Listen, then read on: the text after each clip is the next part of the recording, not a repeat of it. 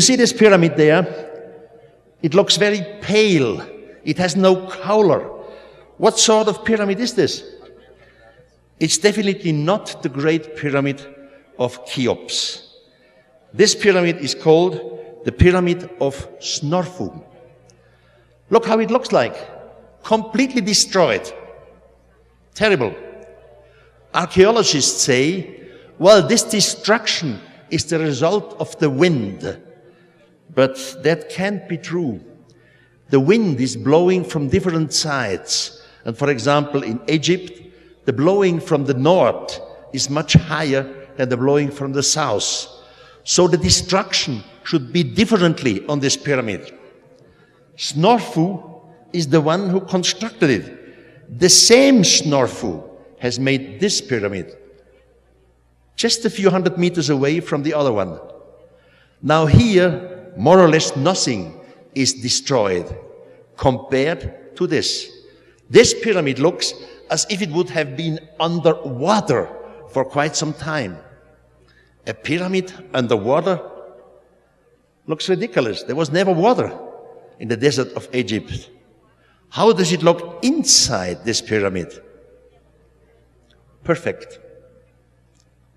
Now I make a switch from the pyramid of Snorfu to the pyramid of Cheops. And you have to have in mind, ladies and gentlemen, that Snorfu is the father of Cheops.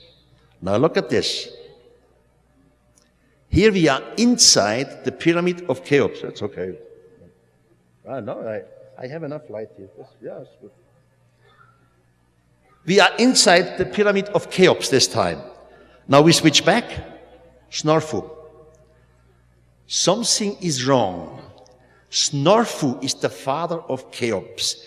If Snorfu had already this technology, so Snorfu was the inventor of this technology.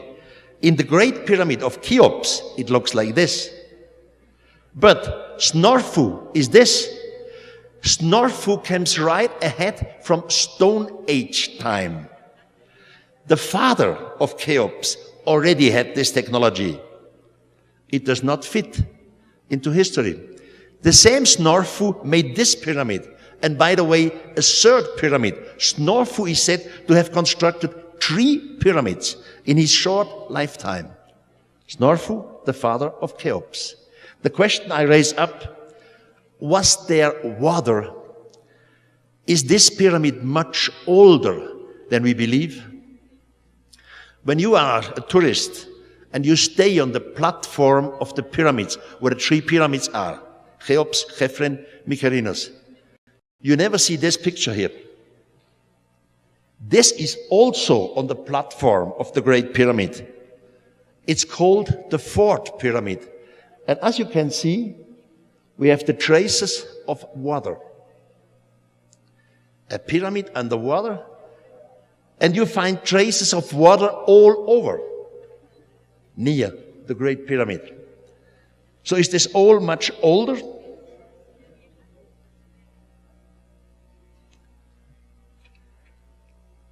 Cheops and Snorfu belong to the 4th dynasty. The 4th dynasty, to give you a date, more or less 2500 BC. This 4th dynasty is composed of 4 people, 4 men, Snorfu, Cheops, Chephren, Mykerinos. And these 4 men ruled together 80 years. And these 80 years, these 4 men have constructed buildings with a total amount of 12,500,000 stone blocks in 80 years. Every stone first has to be cut out of the rock, has to be polished, has to be transported. 12.5 million stone blocks in 80 years. Something is wrong here, and you will find out. Even today, before the pyramid, you still find buildings, constructions, which are under the sand. Now, this is the ramp going up to the Great Pyramid.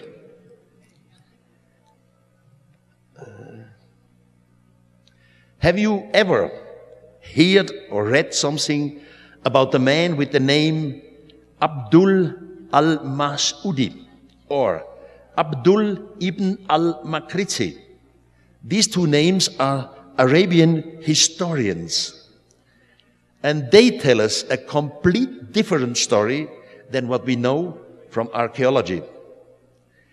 In their writings, they assure that the Great Pyramid was constructed before the Great Flood. At that time, mankind was still so primitive that they had drunk from the same water as the animals. But of a sudden, the clouds had opened. The barques, the ships of the gods, were coming out of the clouds. First of all, the ship of the god Osiris. These gods constructed schools in the land on the Nile. Then the gods forced our ancestors into the schools. Maybe we should introduce this again. After some time, the gods realized that man was very thirsty of knowledge. Apparently, thousands of years ago, we were not stupid at all. The most intelligent of our ancestors at that time was Saurit. The Arabic historians note very precisely, Saurit is the same person which the Hebrew call Enoch. Hoy, para cuando circula la información por diferentes sistemas mediáticos y cuando todos los estamentos nos han fallado, el dilema que tiene la humanidad es ¿a quién le creemos? ¿A quién le cree usted? Pretendemos cubrir con estos programas esos vacíos mediáticos que hay de información sobre el fenómeno ovni y los grandes enigmas de nuestra humanidad.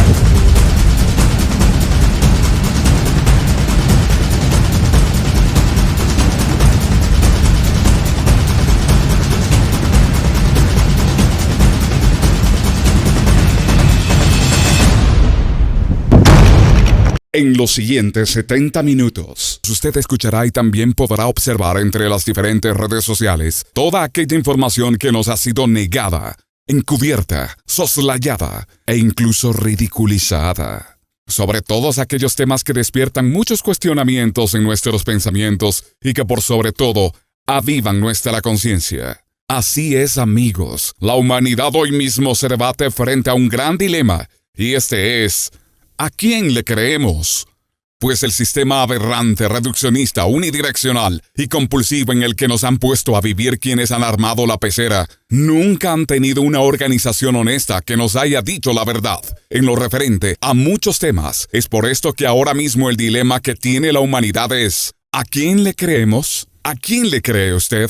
Es decir, ¿quién tiene que decirnos que la vida extraterrestre existe? Para que usted pueda tener una referencia y afirmar esta realidad, la mejor manera de enterarnos de la interacción de los seres extraterrestres en el planeta que habitamos es revisando la historia de la humanidad, pues no existe una sola cultura o civilización que en sus libros de historia, en los cuales nos cuentan del origen de su raza, y repito la palabra, origen de su raza, en el cual no nos hablen en uno o varios capítulos sobre los señores de las estrellas, ya sean ángeles, arcángeles, querubines, serafines o con cualquier nombre, interactuando con tal o cual civilización. Civilización que hasta el momento se preocupan de nosotros. Así las cosas, le invitamos a compartir con nosotros esta, su serie, Navegantes del Cosmos.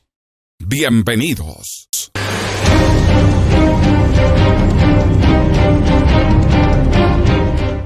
Así es, mis queridos amigos, bienvenidos con ese abrazo fraterno. Y también este programa tuvimos que grabarlo porque seguimos bajo estas restricciones, tratando de ver cómo le arreglamos para continuar en vivo los próximos programas en la próxima semana, ¿no? Bueno, hoy, como ustedes vieron en el intro, pues tenemos la conferencia, una de las buenas conferencias. Yo tengo grabados unos 10 conferencias de Erich von Däniken.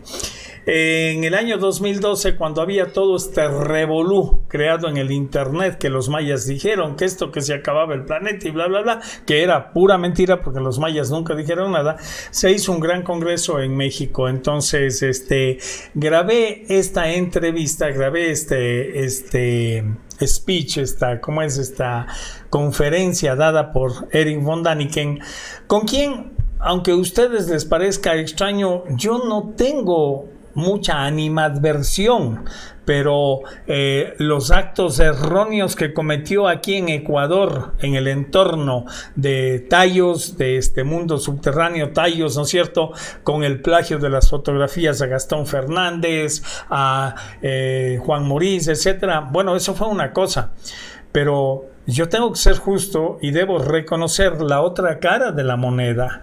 Mucha gente alrededor de este planeta ha despertado con la lectura de los libros de Erich von Däniken.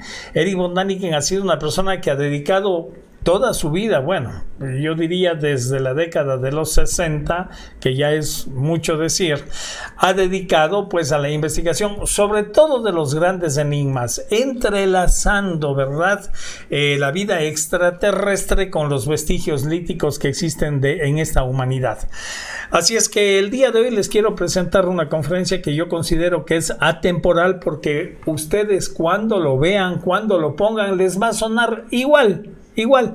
Esta conferencia empieza en torno a un gran personaje, un mítico personaje, digamos, que es Enoc, con diferentes nombres en diferentes libros de historia. Se dice que era todo el Atlante, se dice, o sea, hay muchas interpretaciones sobre Enoc. Lo que sí sabemos que es cierto y está respaldado en la literatura, en la Torá, el Pentateuco hebreo, es que fue llevado en un carro de fuego de este planeta. Este es otro de los grandes personajes muy inteligentes que estuvo en este planeta de paso también y que fue arrebatado por esa nube de luz o ese carro de fuego. Así es como empieza este speech de von Däniken, y a continuación les invito a que escuchen su versión.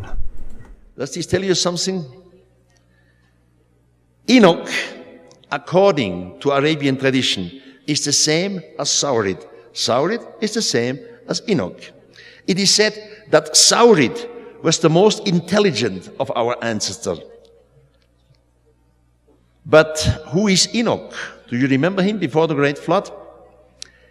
Into the Bible, or into the Torah.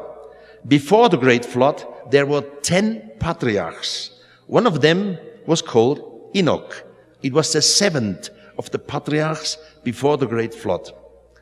According to biblical tradition, Enoch is the first human being that left this planet in a fiery chariot. It gives me something to think. So, this Saurid, or Enoch, in ancient Egypt, was the most intelligent human being at that time. The teachers had called him to them, had taught him their language. Soon, young Saurid is bilingual. He can speak his own language and that of the ETs, the extraterrestrials. He serves as an interpreter. Then, the so-called gods gave him a quick device for writing. I have never understood what this is, a quick device or writing device. And finally, they learned him to write, and they dictated him a book. Shortly after the tidings start, a dreadful flood would invade the earth, and all the people and all the flesh had to die. The young Saurid, or Enoch, heard this too, of course. Meanwhile, he was 18. He knew the language of the strangers. So he went courageously to them and asked them, "Why did you teach me how to write? Why did you dictate me books now that the water comes and we all die?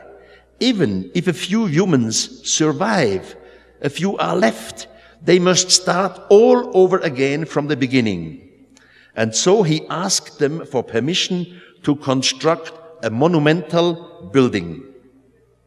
In this construction, he would like to put many small chambers, and into the chambers his books.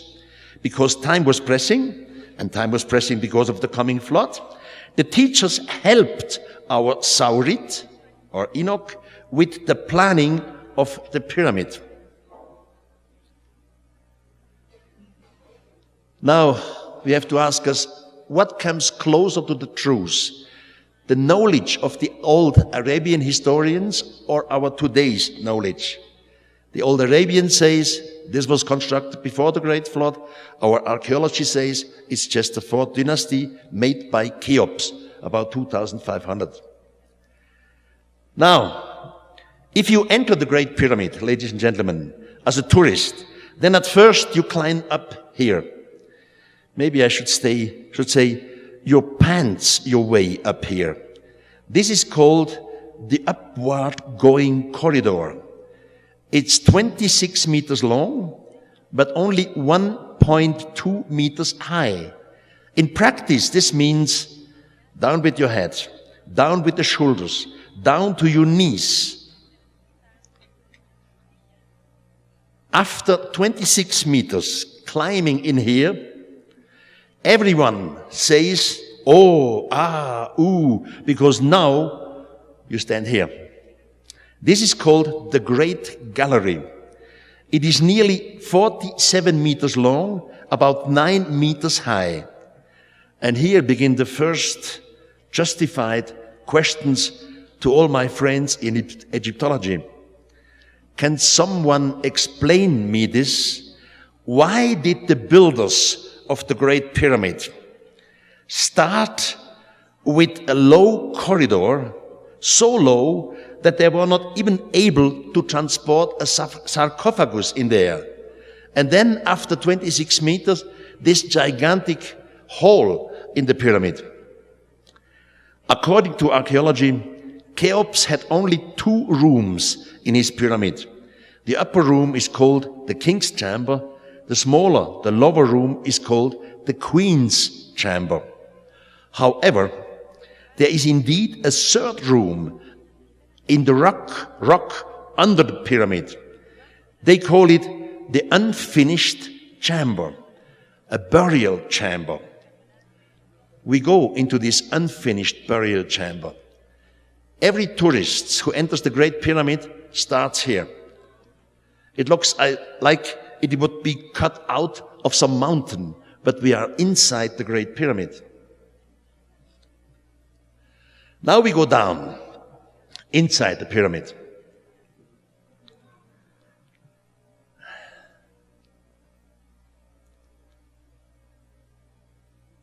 This shaft down here is diagonally 119 meters long.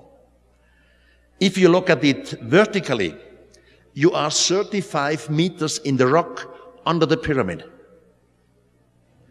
And this whole room, the so-called unfinished burial chamber, makes no sense.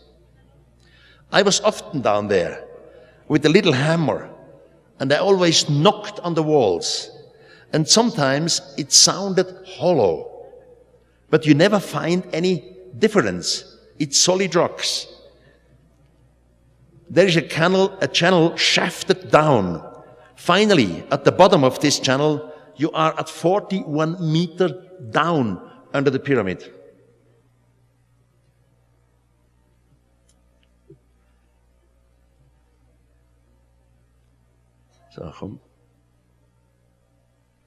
Okay. Now, I'm standing in the Queen's chamber, which is the smaller of the 2 chambers. And you see there is a hole in this wall. The hole has only a diameter of about 12 centimeters on one side. 14 years ago, a friend of mine, Mr. Rudolf Gantenbrink from Germany, constructed a special robot. The structure had a steel frame, then electric motors were installed, a special video camera, 2 halogen headlights, then rubber caterpillars, just like in a tank. The upper part can be pressed up with hydraulic equipment.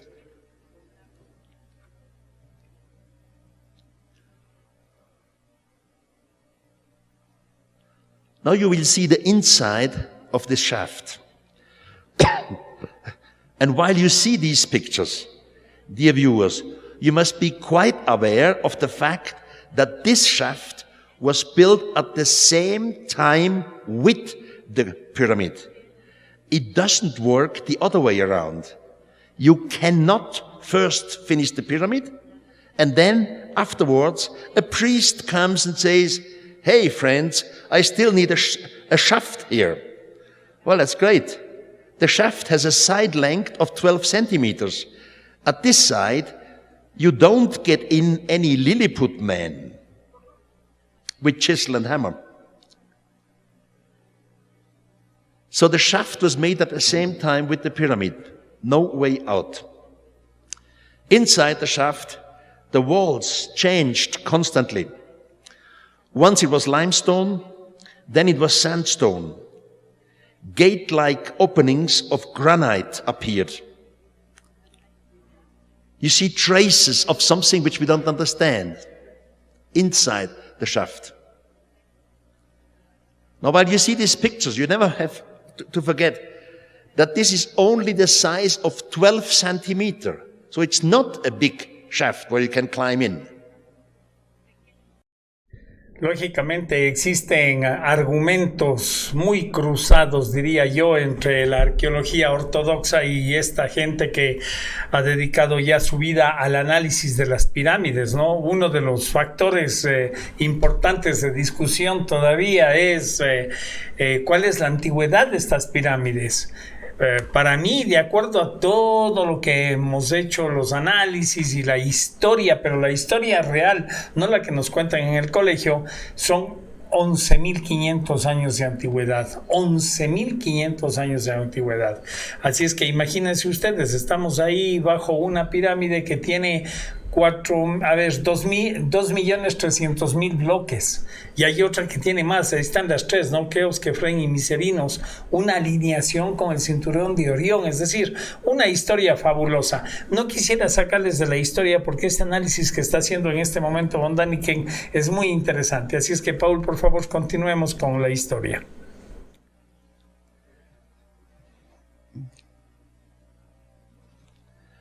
Then we had pebble stones.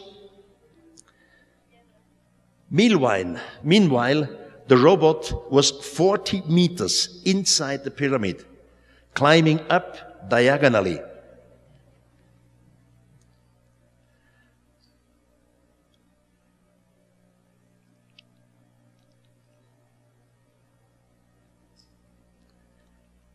Then the robot continued his trip to 50 meter, 60 meter, and at meter 64, the experts couldn't believe their eyes anymore.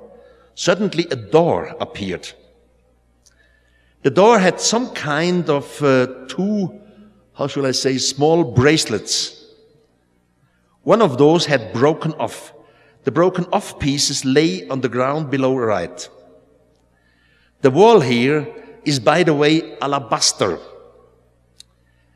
And this is only the beginning of the story. Have you seen the laser beam going under the door?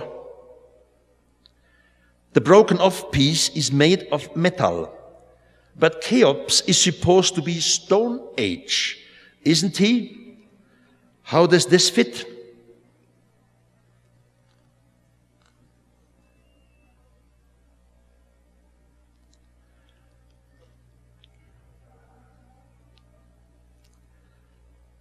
Now, there was a big controversy in Egyptology concerning this shaft.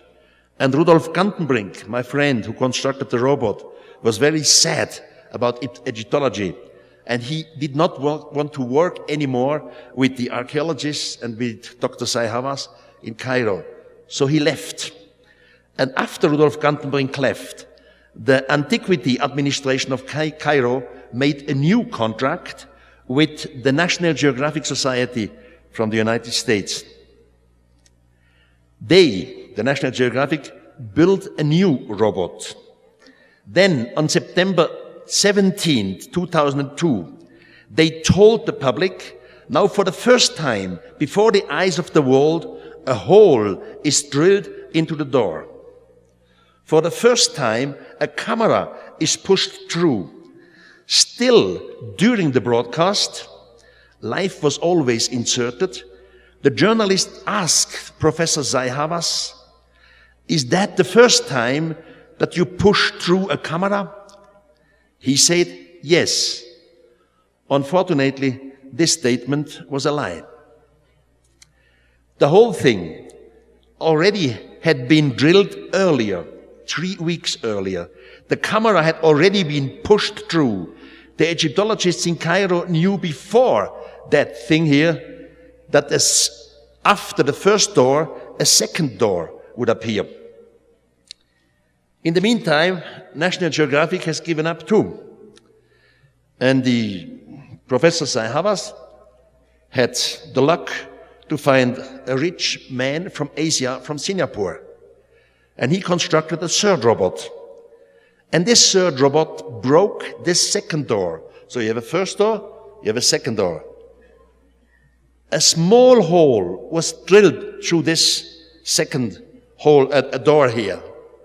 And behind it, they found a wall, and the wall had inscriptions. Unfortunately, I have no pictures for it.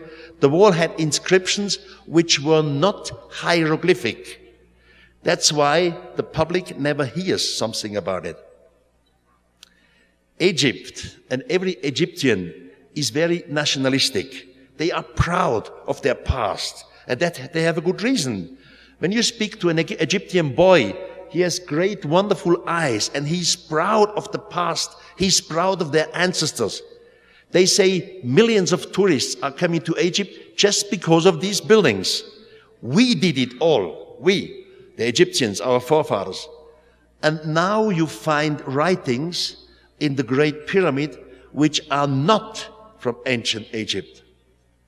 This is a catastrophe for the nation. It breaks your pride. That's why we have the problem. Now,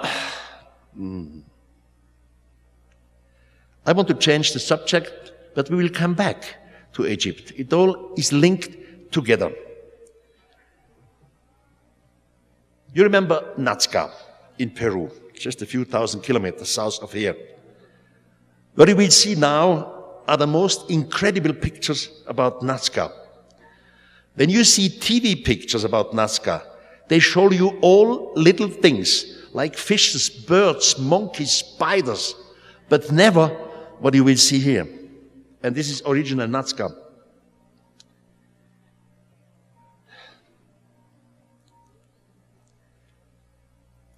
We have different sorts of paintings or pictures on the ground. This one is called the labyrinth. Small lines, the lines are about 1 meter large. And then you have large lines like these ones. The small lines are called las líneas. The larger lines are called las pistas. And then you have these figures of fishes, birds, monkeys, spiders. They are called las figuras. So you have 3 different things to differentiate. Las líneas, las figuras, y las pistas.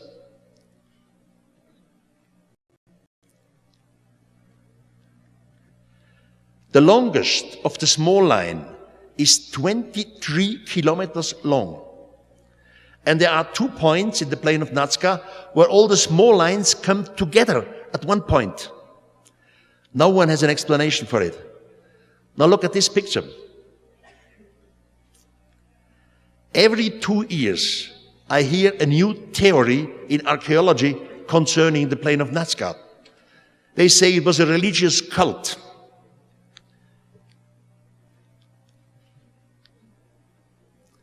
The pictures are really incredible. We made them by helicopters. The longest of Las Pistas is 3.2 kilometers long.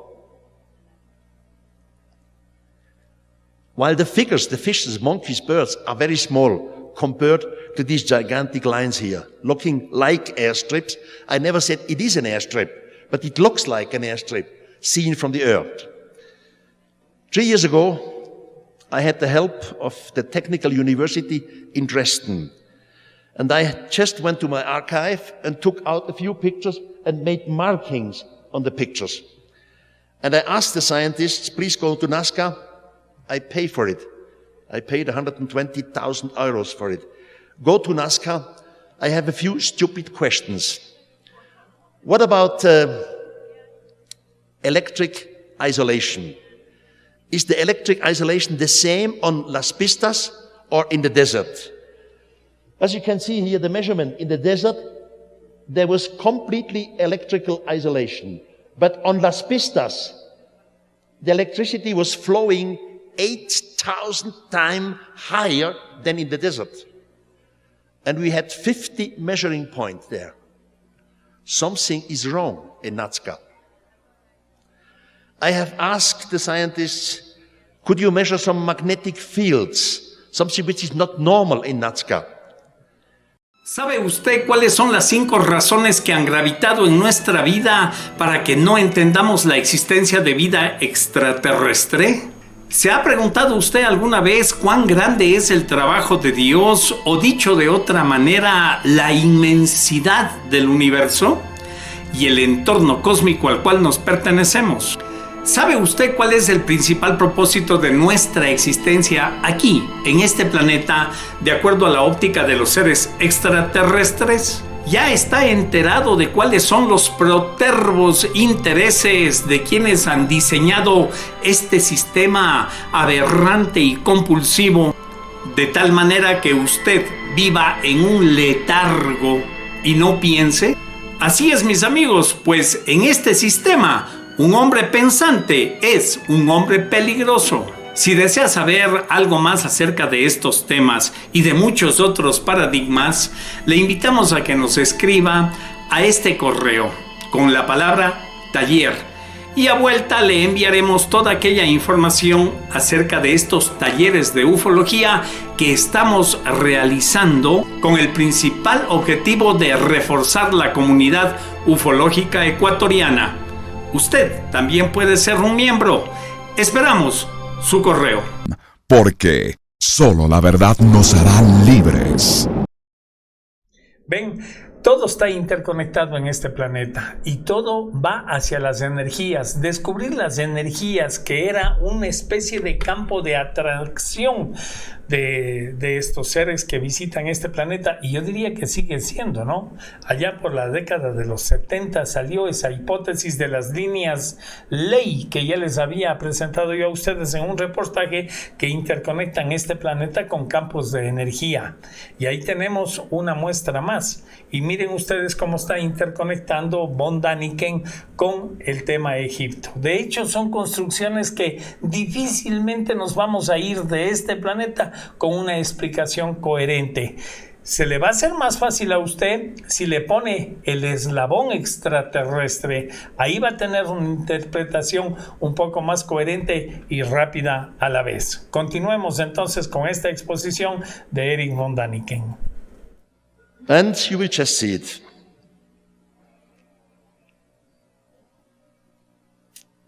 So bring the next. Yes. You see this sort of, Las Pistas. But the mountain is cut off. You compare it with these mountains. These mountains came to the top on both sides. Not here. The mountain is cut off completely. And under Las Pistas, you see a zigzag line. We just will go closer to it.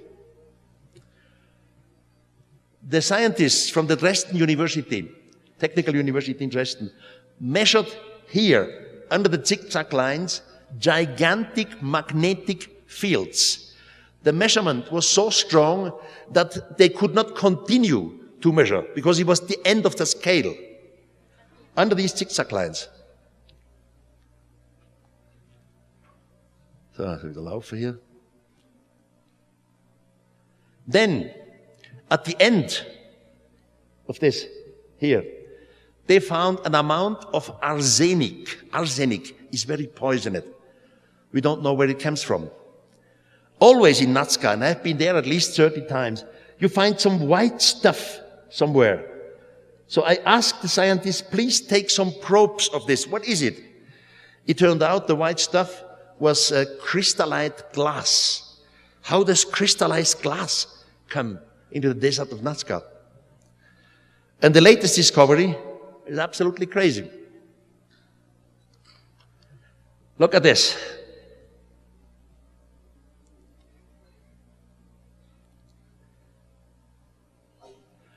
As you see, we have broken off mountain.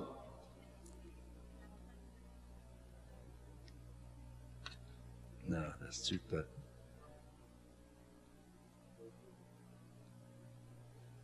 Huh?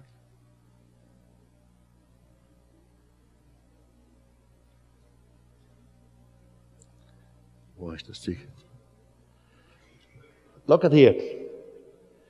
The points and the lines go over this break here in the region. In the beginning, I thought that this must be modern, must be a falsificate. Then I searched and searched and talked to the old pilots, to the old speechers, to the old pilots who fly here, to the old teachers, and say, no, this was always there. I said, why is it not known in public? Because this is not Nazca. It's called Palpa. Palpa is just a few kilometers away from Nazca. It's not the same thing, so they don't bring it in public, and they don't bring it in public because they have nothing to say about it. Now we had a speech yesterday, or two speeches about crop circles. This reminds me to the crop circles. The whole gigantic figure. Main circle, two circles left and right. And it's all a triangle. And the next surprise was this here. Now you can fly to this figure and you don't see it. You need an exact specific angle to see it. If you are a little left or a little right of the figure, you see nothing in the ground.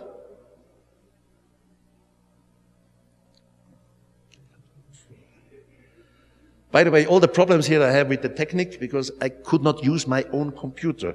We had to make changements of all kinds of things here. But it helps. Now, nobody knows what all this was here. But the question must certainly be, who put geometrical messages thousands of years ago in a way that the recipient must have been able to fly? Otherwise, you don't see nothing.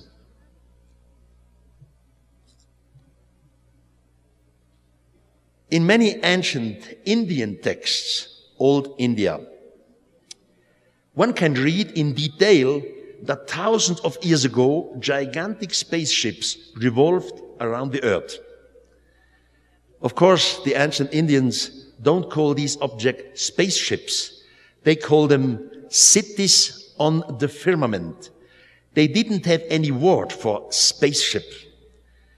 These structures suddenly appeared, and one day smaller vehicles flew down from the gigantic spaceships, the cities on the firmament. These smaller vehicles are called vimanas. And the old Indians described these vimanas so precisely that it was possible for us to make a computer animation. First, the cities in the firmament. It is described that one of the cities looked like many hundreds of bulls in the sky. It was completely dark out there. Some of the humans were brought up. They learned the language of the extraterrestrials, like Enoch before. The smaller vehicles, the vimanas, 18 different types of vimanas are described in ancient Indian literature. Sometimes people were frightened when gigantic shadows glided out of the blue over the valleys. It is said that the animals were afraid. The birds stopped to chirp. So this would be a vimana, what you see here. It is also handed down that occasionally these objects even landed and took people to these cities on the firmament.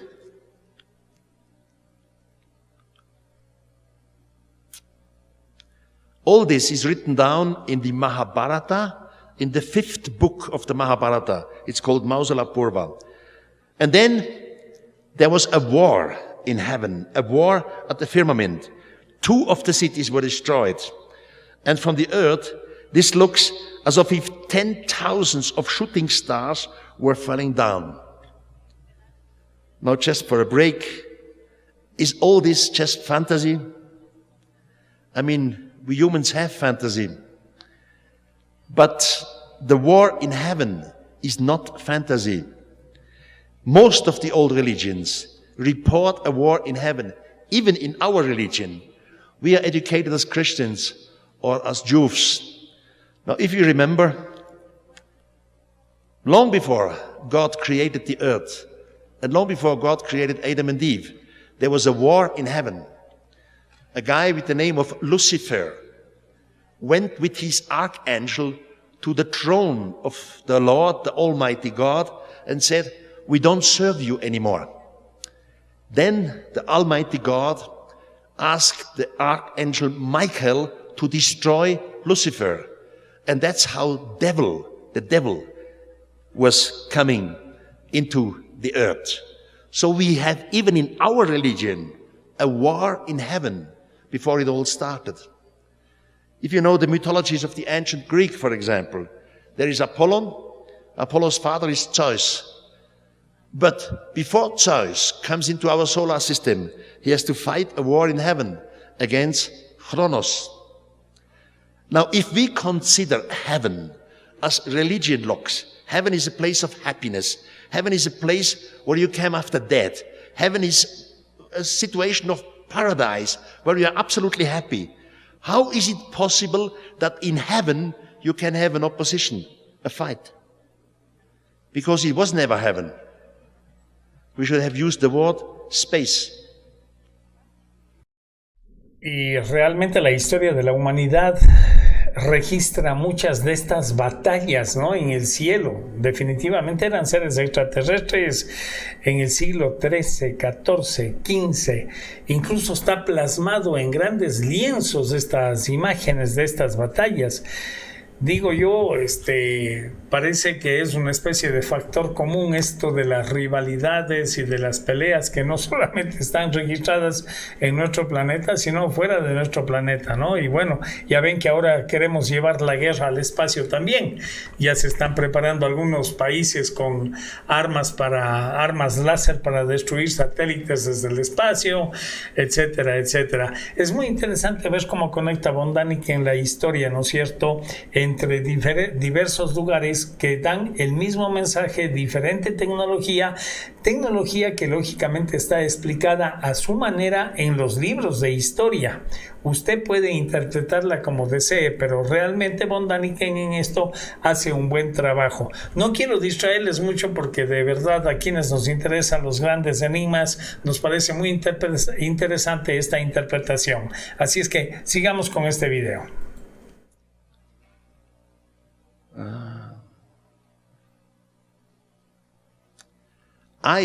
Ladies and gentlemen, I even know the names of the extraterrestrials who were here thousands of years ago.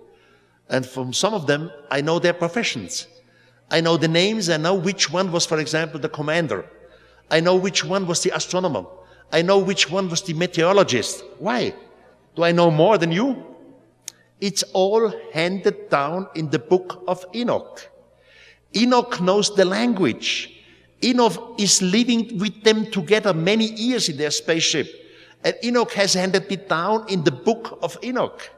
The book of Enoch exists, but nobody knows it. I have studied very carefully the book of Enoch. And Enoch knows their name, knows their functions. By the way, at the end of the story of Enoch, Enoch disappears in a fiery chariot, but with the promise, and he gave this promise to his son Methuselah, with the promise that after a long, long time, he would return again to earth. Now we have the Maya world who say that something will return. We have the Christian world. We Christians are waiting for the returning or the recoming of Jesus. But the Jewish world has the same situation. Since 5,700 years, they wait of the recoming of their Messiah. The Jewish religion never accepted Jesus to be the Messiah. The same thing in the Arabic world. They expect the return of Mahdi. Now in ancient time, there was the same situation. The old Egyptians waited for the return of the god of Osiris. Where from? From Orion. Here in Central America, the Maya, the Aztecs waited for the return of Quetzalcoatl, Cucumats, etc. In South America, when Pizarro went there, the Inca waited for the god, the son of the sun to return. So this expectation of somebody to return somebody is not a Christian invention. It is much older than Christianity. And be sure they will return. And then we have what we call the shock of the gods. That's why I think it's more reasonable to be prepared for such a possibility. We should not fix a date. We should not fix the 21st December 2012. Because the day may pass and nothing happen. But we know they will return. They have given these promises to our ancestors. And until today, religion has this in practice. Now, to be true, not every religion can be right. Some of them must be wrong. What about if they are all wrong? 20 years ago, no, it's more, 26 years ago, I had a speech among American scientists from NASA, Space Authority in Huntsville. And there I talked also shortly about the prophet Ezekiel. And I would like to explain, Ezekiel is a figure of the Old Testament. You all know him. By the way, Hezekiel or Ezekiel is the same figure. Now, this Ezekiel writes in the Old Testament a topmost exciting event. He writes in the first person, I did, I saw, I heard, I was there. So it's an eyewitness report. And he writes, starting with the date, from the clouds, namely from the northeast, a vehicle appeared with loud noise. Ezekiel and his men hear a terrible noise. He compares the noise with the thundering of a waterfall. All the men were frightened. They dropped themselves to the ground. Now Ezekiel was by profession high priest at the temple in Jerusalem. So he believed that something divine appeared. And therefore he had the courage and gets up as first and describes what he sees. Ladies and gentlemen, I will show you now just 4 or 5 pictures out of old Bible, 200 years old, to give you an idea what 200 years ago our ancestors had in mind when they read Ezekiel. Then I explain you and show you what NASA scientists did with Ezekiel. We have every measurement and every detail today. And finally, I show you an absolutely sensational computer animation about Ezekiel.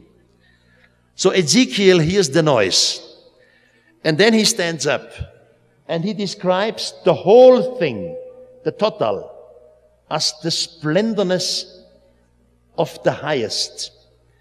In the Hebrew original language, never the word God appears.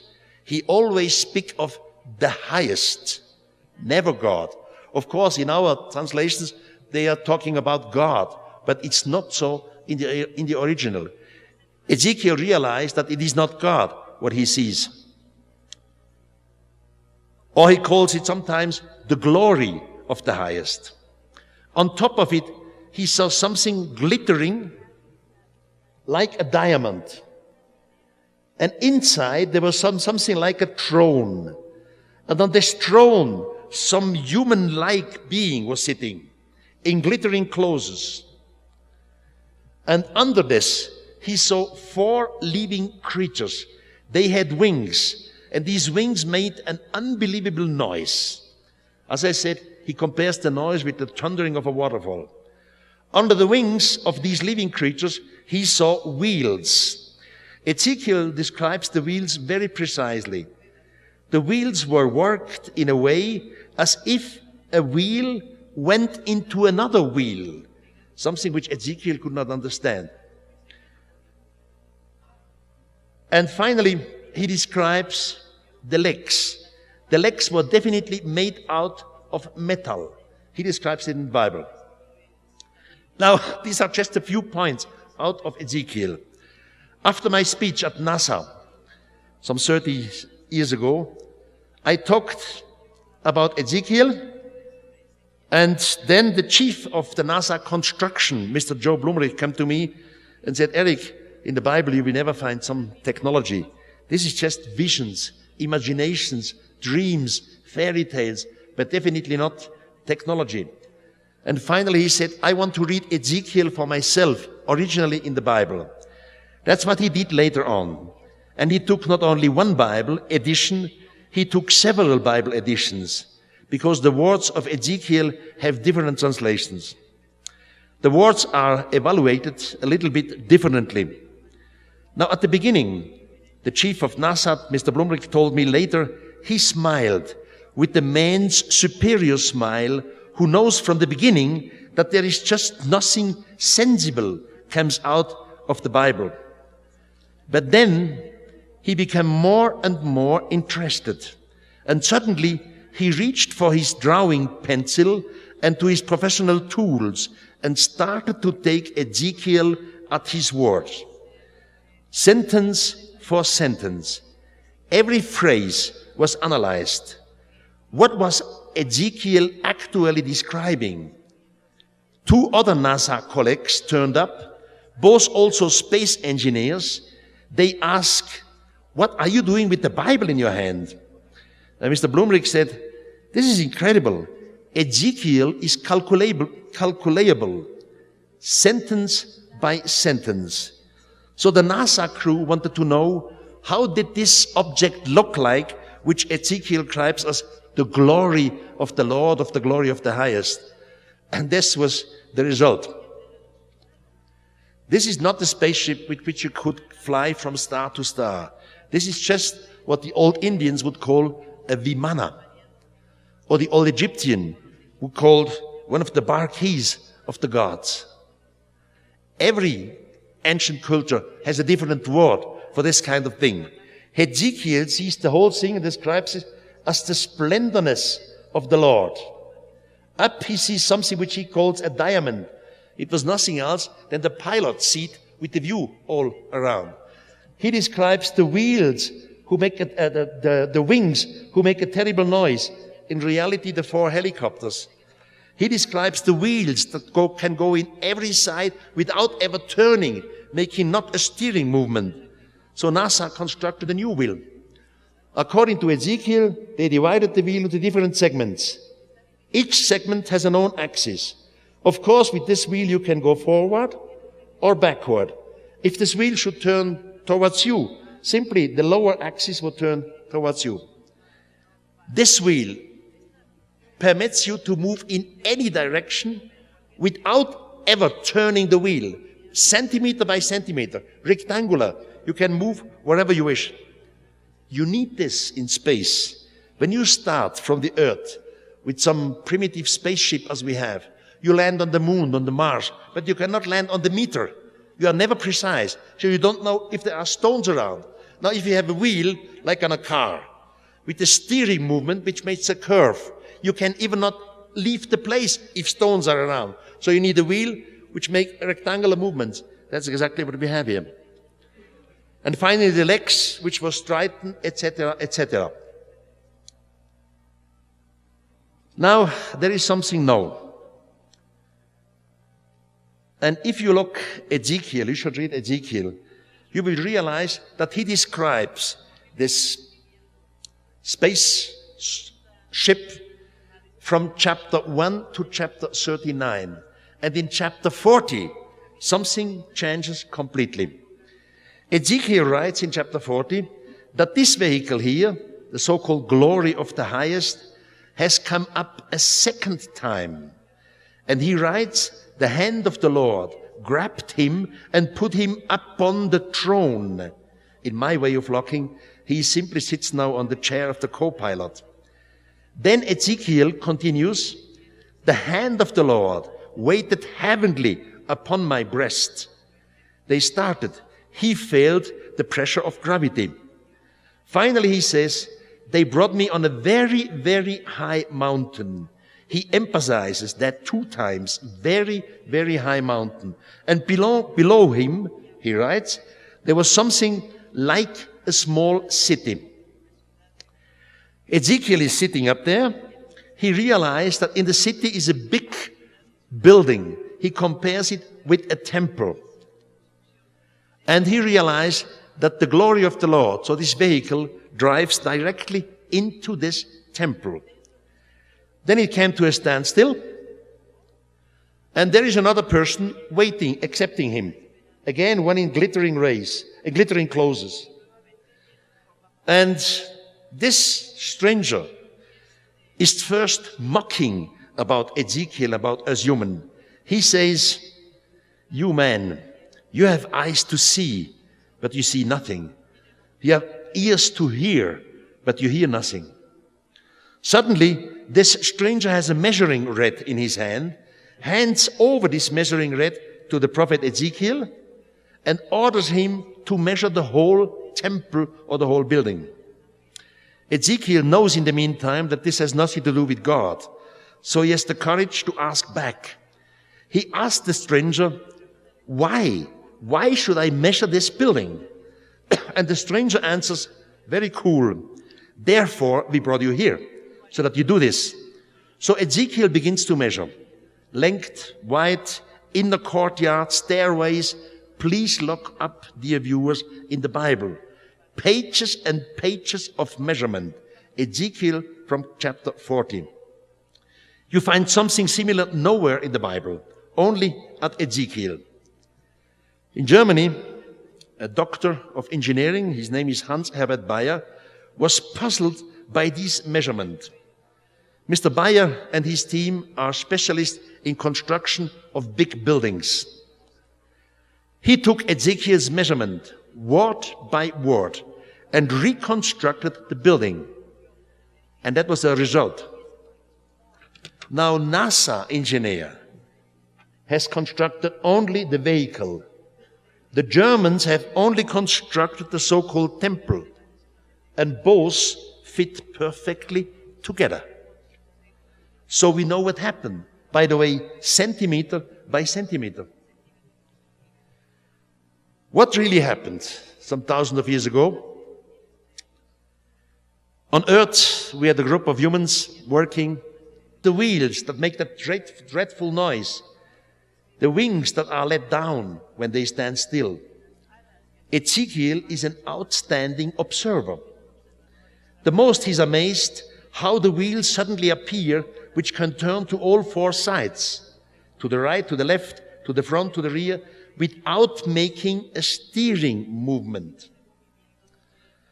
Finally, Ezekiel is grabbed.